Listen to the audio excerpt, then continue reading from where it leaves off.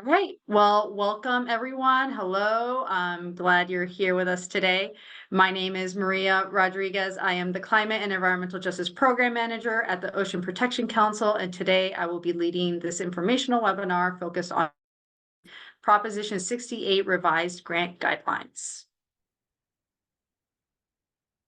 Over the course of this webinar, I'll be providing an overview of OPC, Prop 68, and an overview of the grant guideline revisions, focusing on significant changes made through this effort, such as funding priorities and scoring criteria, as noted here, including other additional revisions.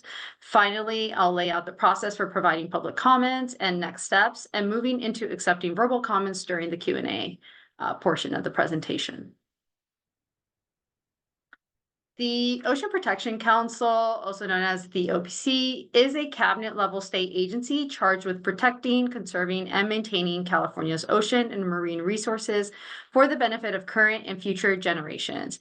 We were established in 2004 pursuant to the California Ocean Protection Act, and our role in California government is to recommend policy, lead and promote coordination, seek and leverage funding, inform government decision-making with sound science, and to operate with transparency and accountability.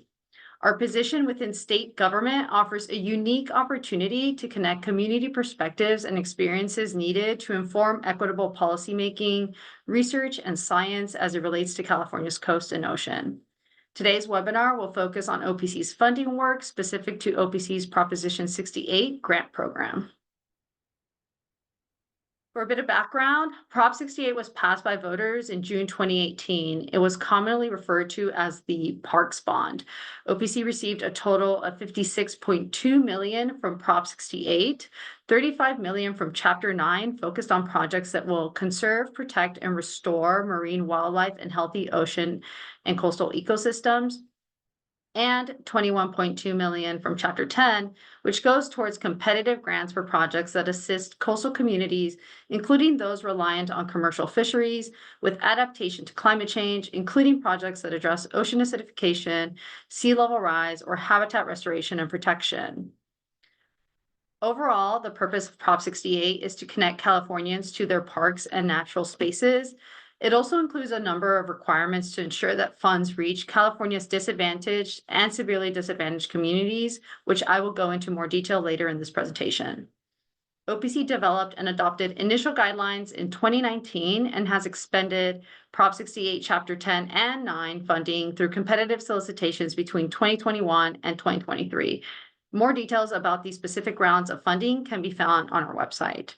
And as we go through the presentation, I do want to note that Anne, my colleague, will be dropping in some links into the chat box to help folks navigate some, the Prop 68 webpage and some other resources that I'll be talking about as I go through the presentation. Building on the successes of these previous solicitations, these revised guidelines are intended to reflect OPC's commitment to increase equitable access to OPC funds by emphasizing priority populations and communities for funding, updating scoring criteria, and improving clarity and accessibility within the guidelines themselves. Many of the significant changes to the guidelines are a concerted effort to better embed equity within our grant-making programs to improve access to funds, while also ensuring that funded projects provide significant community and environmental benefits. We applied an equity lens throughout this revision process to remove barriers, inefficiencies, make these guidelines and guidance provided within them more comprehensive. We understand that when funds are equitably distributed, it helps promote equity and inclusivity to our resources for organizations and communities that can benefit the most, thus increasing the state's overall impact and effectiveness of grant programs as funds in areas with the greatest needs can be prioritized. Now, before I provide an overview of the revision updates, I want to be clear that today we are taking comments on the revised grant guidelines. These guidelines are intended to provide an overarching framework for how OPC makes funding decisions, including things like who is eligible to receive funding and eligible project types, overview of funding priorities across OPC program areas, such as specific areas, populations, or communities prioritized for funding, overview of the competitive grant application process and scoring criteria, and other state grant funding requirements, including grant agreement conditions and other processes. The solicitations, however, provide additional requirements in detail when OPC is soliciting a request for specific projects through the competitive grant application process. That will include specifics on identifying specific needs and funding priorities for OPC program areas or topics, minimum and maximum project amounts, grant schedules, timelines, and project completion requirements, additional specifics on technical assistance, and details specific to the competitive proposal process for that individual solicitation, including application requirements. This is a really important distinction because you'll notice that some of these updates I'll be discussing today are emphasis on the Prop 68 grant program as a whole, but ultimately further details, specifics, and instructions will always be further elaborated and refined in the solicitations themselves. Now, moving along to key updates in this 2024 revision, starting with our priorities for Prop 68 funding. When we originally adopted the 2019 guidelines, we did not have a strategic plan in place, so it was eminent that this version include an emphasis to alignment with our strategic plan. Funding priorities and types are primarily reflective of the distinct Prop 68 Chapter 9 and Chapter 10 funding priorities. We restructured the document to better consolidate these priorities into distinct categories in an organized approach, which also included an emphasis to prioritize funding projects that provide benefits to priority populations and communities, and alignment with OPC key equity initiatives, which include our equity plan and tribal engagement strategy. And moving over as well the additional project characteristics into the priority section to better inform prospective applicants of key characteristics that should be considered alongside the project priorities and types.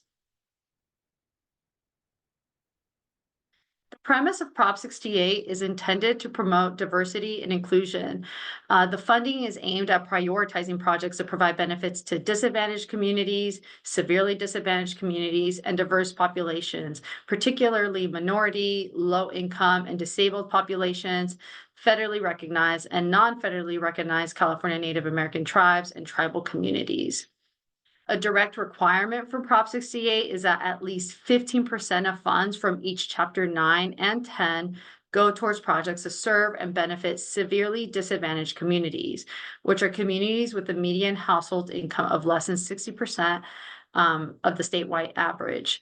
And Prop 68 also requires that applicants must use the California State Parks Community Fact Finder map to identify such communities.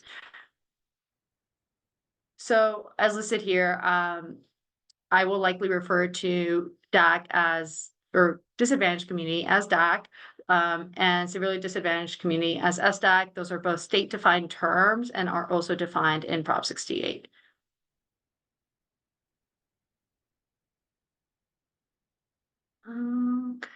Second. So for this 2024 update, we further expanded the emphasis on funding priority populations and communities in addition to the Prop 68 requirements outlined for DAC and SDAC.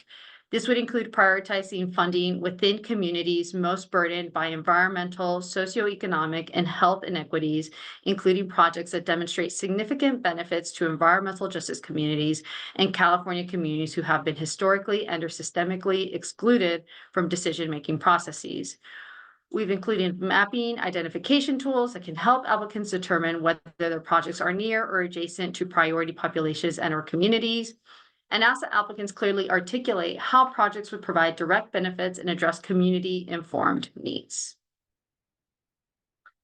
We've also made changes throughout the document to reference updated guidance documents such as OPC signage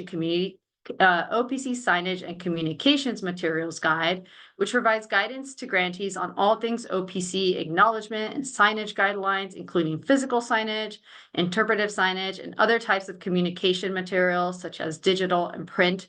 It includes guidance on language accessibility, including considerations for culturally inclusive language, as well as web accessibility compliance and other standards. The OPC's Budget and Invoicing Guide is a resource that was recently updated in the past year and provides direction to grantees on developing their budgets and invoicing processes once their project has been executed with OPC. It's also a helpful resource for prospective grant applicants to review this beforehand to understand the nuances of budget constraints and state reporting requirements when it comes to invoicing and allowable expenses. And just recently in June, we adopted an updated State of California sea level rise guidance document consisting of updated science and policy recommendations to help California coastal communities and ecosystems build the impacts of sea level rise. This is now reflected in the revised guidelines and must be used as a key policy document for projects impacted by coastal sea level rise. And at the end of the revised guidelines, we've included a community engagement plan framework as an example of what applicants may be asked to submit if asked to complete a full proposal, noting that this serves as guidance for grantees, but each individual solicitation will detail specifically any community engagement plan requirements if applicable.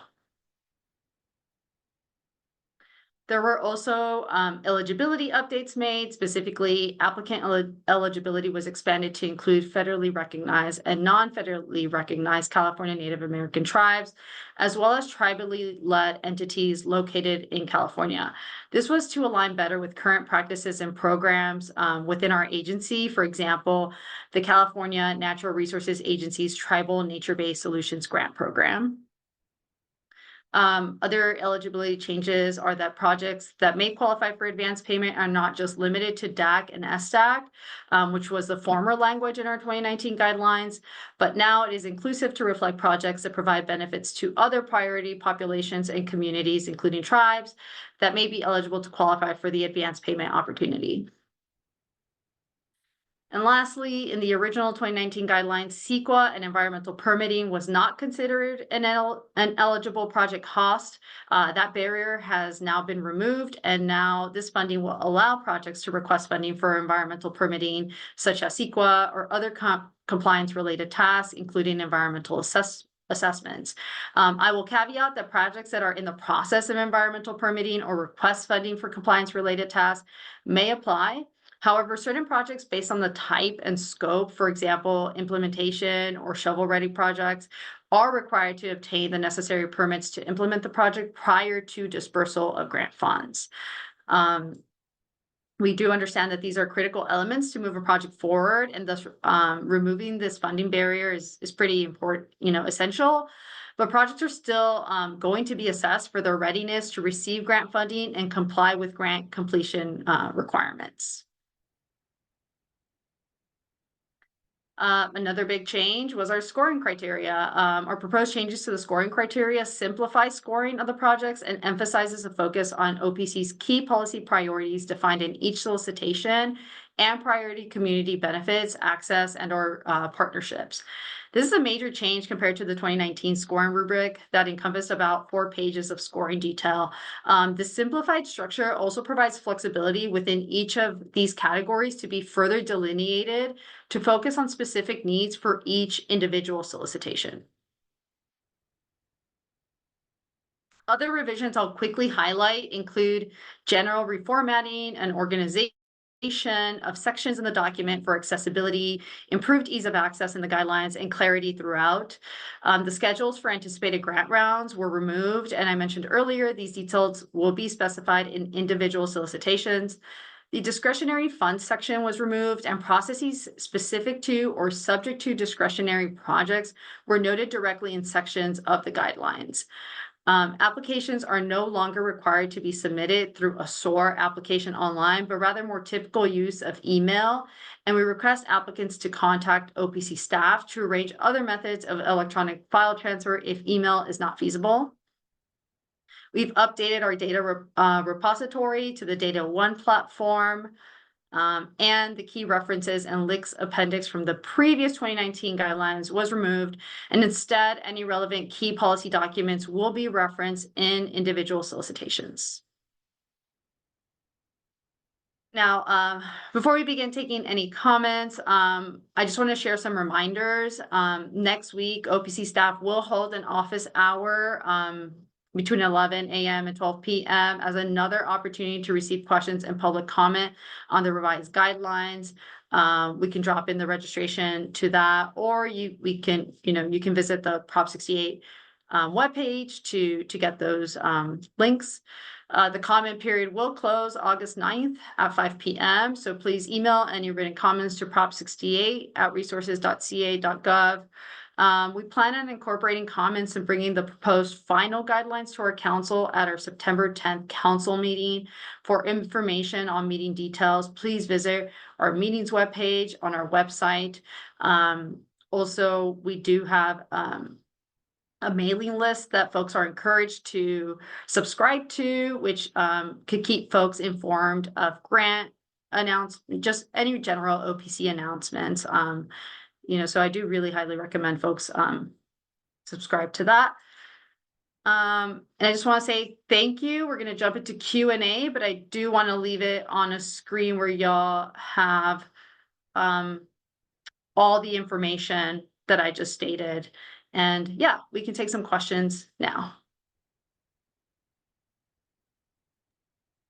Maria, there are no questions in the chat thus far, and so I would recommend webinar attendees if you want to come off mute. There is also a react option, the little heart icon, if you want to press that, that allows you to raise hand. But otherwise, I think this is a small enough group that we could just, be informal and just come off mute and ask questions. Thank you. Thanks, Anne.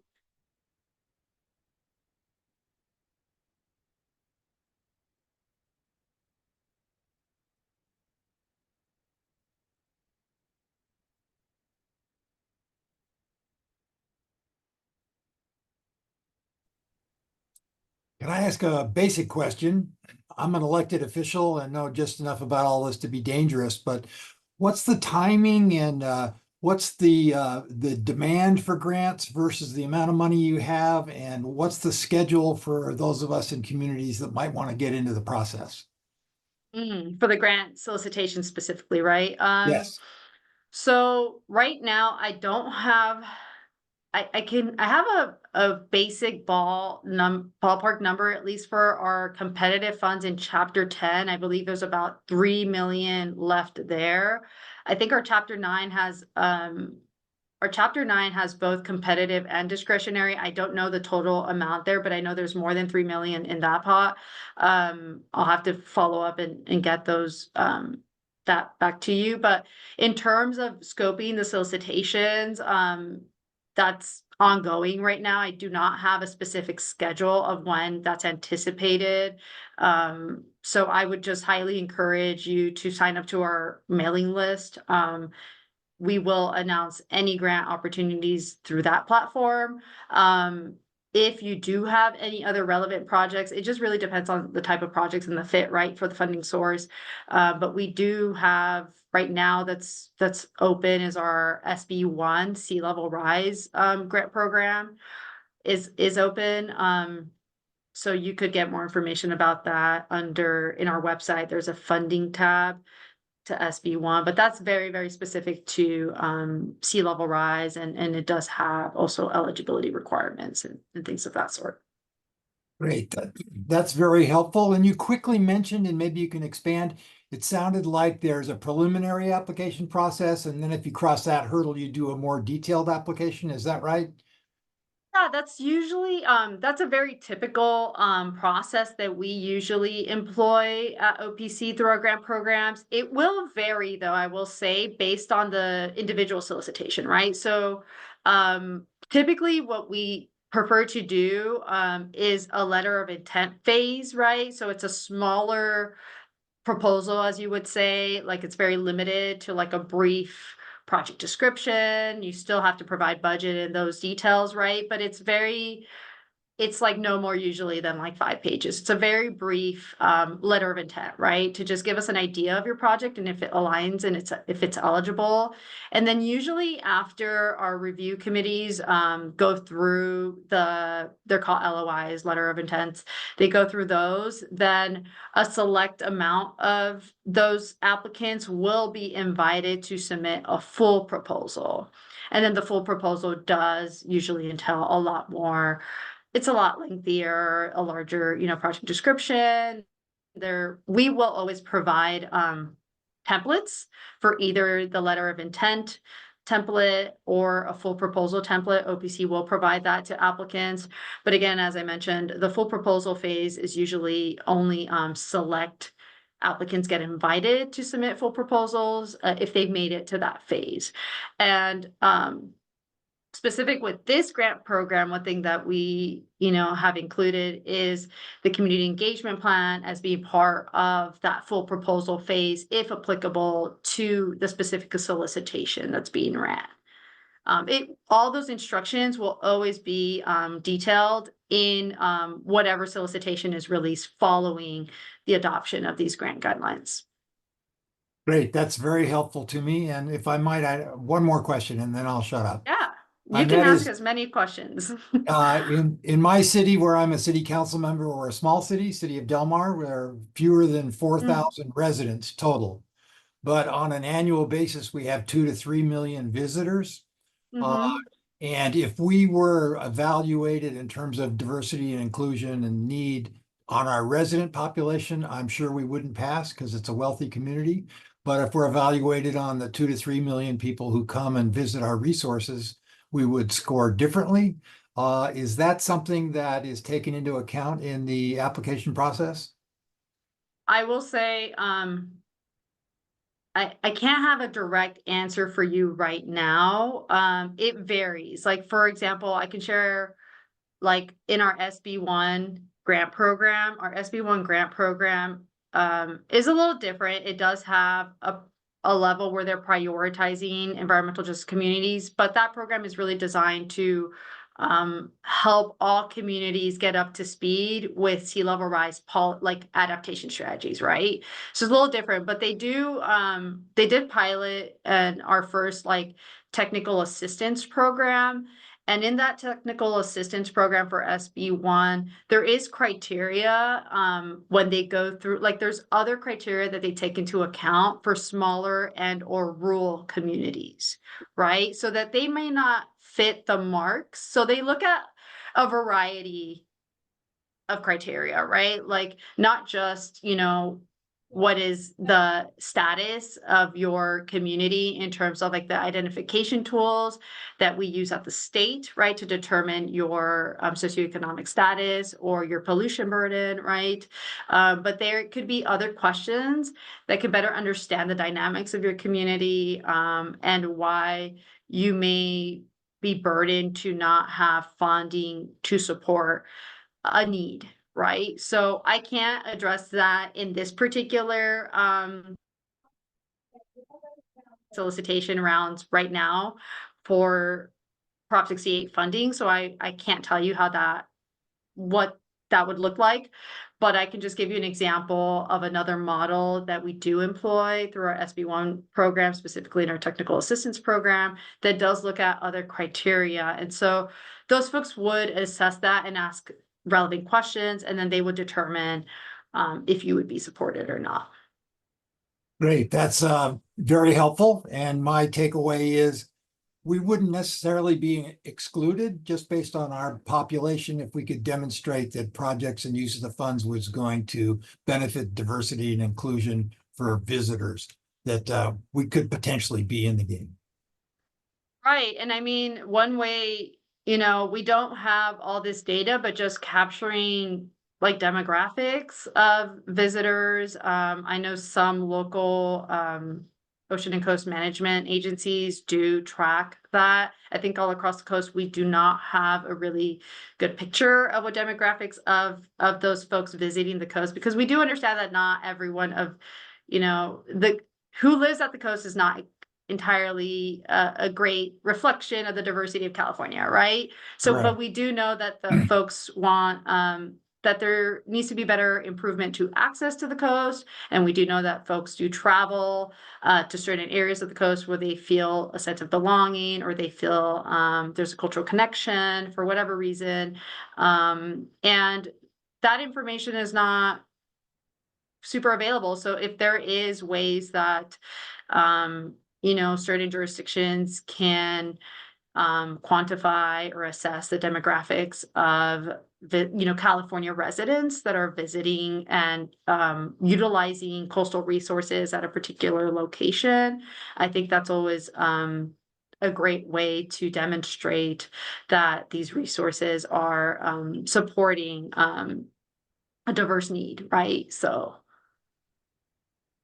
That's very helpful, and I think probably most coastal cities, but certainly mine, Del Mar, we're a poster example of a small population hosting millions of people a year.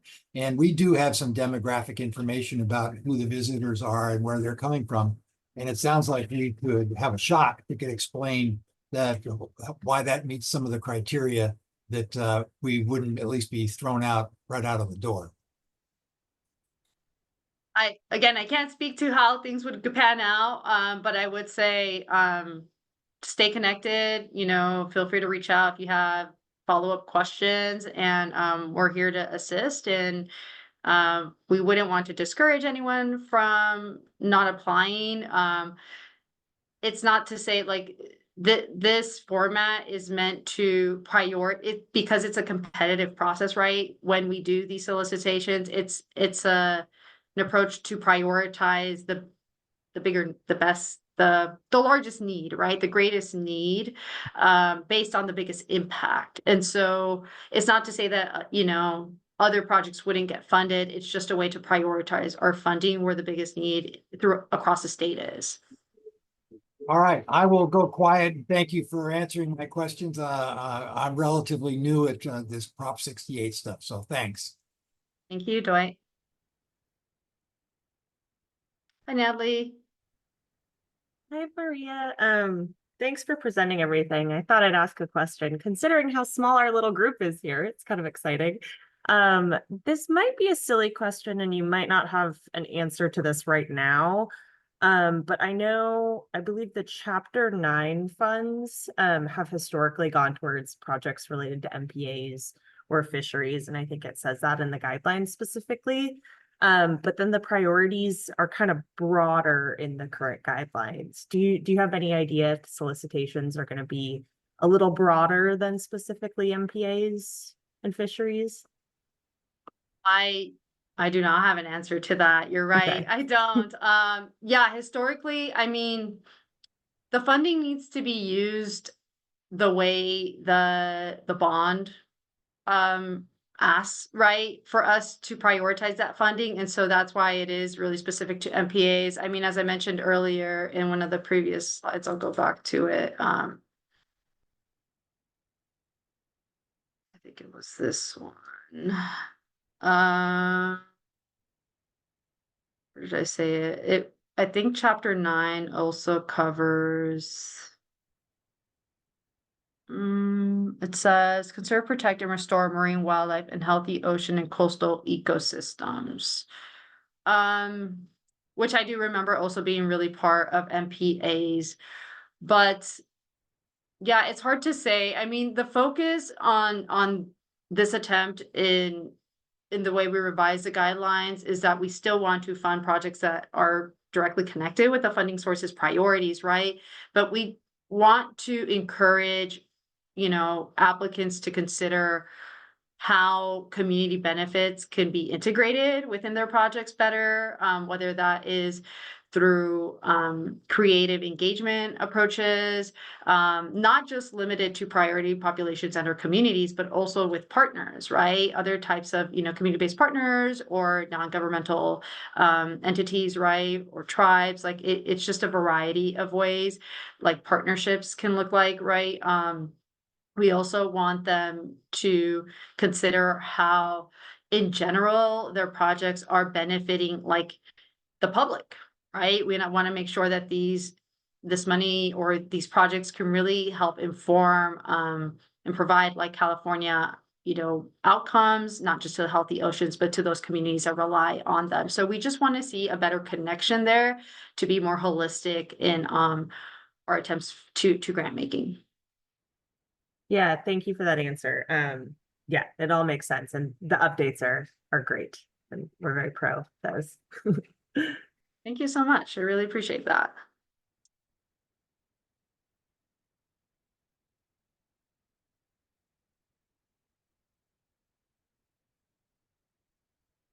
All right, well, we're pretty early. We still have about 30 minutes left on this call. So I will just say I'm going to be here sticking around in case any other folks join and have any questions.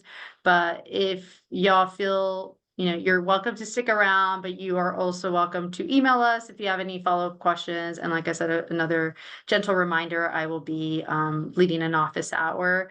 We'll not be presenting this information next week, but we'll be available to answer any questions. And just to echo what my colleague Maria says, we are taking notes on the back end, so your comments and questions are being recorded. But since this is a public comment, I would be remiss as a comms person not to encourage you to still also submit those comments in. So, for example, Dwight, some of like the nuances that you pointed out about having, for example, your project being included, but perhaps like, there's a special angle to it. Please, please, please feel free to submit that as a public comment through these resources on the screen right here, and we'll be taking that as part of kind of like the refinement process to this grant.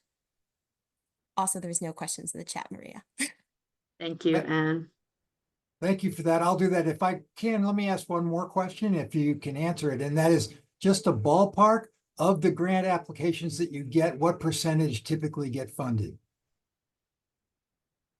Oh, that's a good question. And I will say, it really varies depending on the allocation of the amount of funding we're putting out, right? For example, so I can only really speak to what I've led at OPC. I previously led a Prop 1 coastal resilient, no, well, it was a Prop 1 coastal environmental justice solicitation that I led in 2021.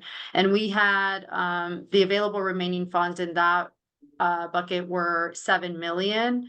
I could tell you that in applications, I think I got 7.5 times over the amount of $7 million in projects, but we only had 7 million to provide, right? So that just gives you an example, like we got 7 times the ask, but it's a competitive process, so we have to prioritize the projects that, we score and, we evaluate as having the biggest need and that fit that solicitation's priorities.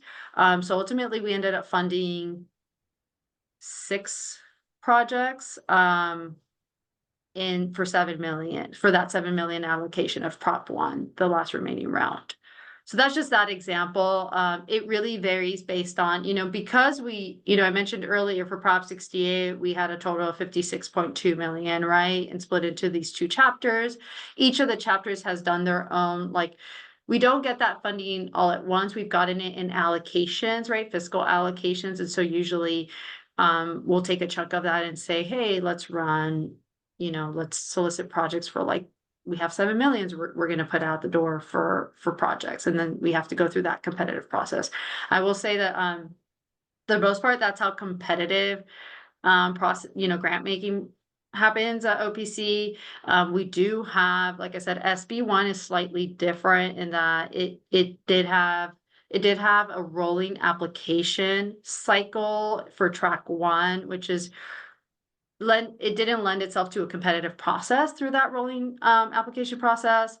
And then they're about to kickstart track 2, which is, I believe, for a larger amount of SB1 dollars, which then will be competitive. So it all varies again based on the solicitation for that grant cycle, right? Grant round that we're running and how much money we have available to allocate for that grant round, and then who applies, right? And what that ask is. Great, that's very helpful. If you submit an application and it doesn't get funded, does your application stay in the queue for the next round, or do you have to reapply? That is also a really good question. Usually, we do not hold on to applications. We usually do ask applicants to reapply because we don't know if by the next time you apply, things have changed in your project, right? Like, we don't know if other funding was available, right? Right. We don't know if there's a different phase now that your project moved forward, or like, we don't know those details. So we typically do ask applicants to apply. But we also do provide feedback in terms of like why your application or your project, your proposed project was not a good fit for that funding. So we do provide like some feedback to let you know strengths or weaknesses. We also typically try to offer other grant opportunities that we may be aware of across the state that might be better fits, like our CNRA, we are under, the Natural Resources Agency umbrella. The natural agencies themselves have several grant programs, and we do encourage, prospective applicants or interested folks to go to the California Grants portal to see if there's any opportunities that may be better matches. Great, that's very helpful. One final question, and then I'll shut up. If my city were to file an application under this program, would it be advantageous for us to partner up with, say, a local tribal community or other organization like that? Would that enhance our chances? I want to see if Anne, wants to cover that, because I want to be mindful that tribes are a very sensitive thing. I can't just say, yes, do that or Yeah. not. It's a very, I can't speak on behalf of the tribes, and I want to see if Anne has any feedback on that. Okay, well, then make the question generic. If we partnered up with some other disadvantaged community or interested party, would that help us, or do we need to go it on our own? Um, I think partnerships and ways to collaborate are always, they're always ways to make a project stronger, right? But the process in which that collaboration happens is also really important, right? Like, we want to be really mindful that we're not, you know, that there's genuine trust-based relationships being established, that engagement is happening early and often, and there is transparency, right? That the state does not have a lot of control in assessing that, right, ourselves, but we just really encourage that if there are partnerships, that they are meaningful and authentic partnerships, and that it's a two-way street, right? It's either, we really would want to see more of like co-design, co-creation, co-management, co-stewardship, that there's funding provided for partners if they're involved, for their time and expertise and local knowledge that is, being embedded in that project. Like, it's really important to ensure that those perspectives and that expertise and that knowledge is valued. And so, I'll just say that's my recommendation, that if there are collaborations or partnerships that are ongoing, we do like collaborative creative processes, because we really feel like local voices are really a part of developing projects, right, that are affecting them. But we want to make sure that it's not an extractive approach. Thank you. That's very helpful to me. And this whole webinar is very helpful to me, saves me hours of reading that I probably wouldn't find the time to do. So I appreciate your answering my questions. Thanks. Yeah. Thank you, Dwight.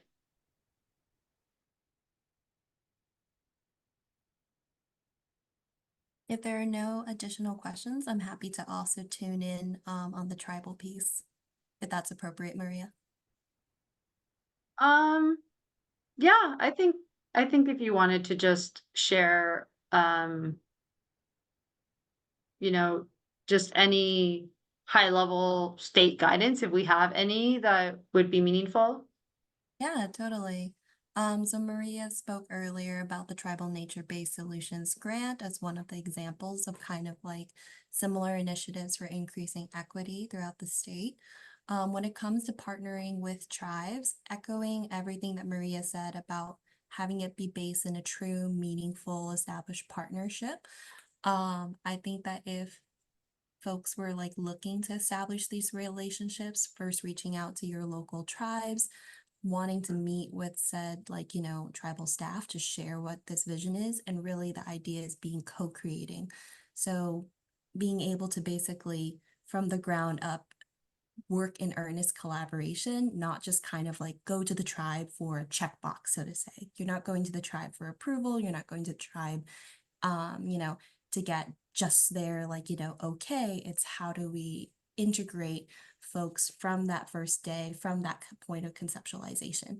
And recognizing that it's a separate grant process, but one of the ways that the Tribal Nature-Based Solutions Grant did this, because we did allow for non-tribal applicants to apply, but the way that true partnerships were demonstrated was through shared letters of intent. So perhaps in the initial project conceptualization, we had like, you know, the tribal governing board sign off, or like, you know, show tribal staff were part of the grant team as well, to just kind of like indicate that there was that established relationship from the beginning.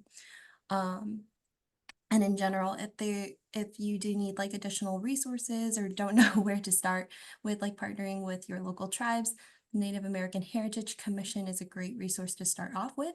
Typically, we recommend interested parties to reach out to the NAHC, where they can help generate like, you know, a contact list of tribes in the relevant project area. And that's a really good place to start in terms of who to talk to and where to go. Thank you so much, Anne.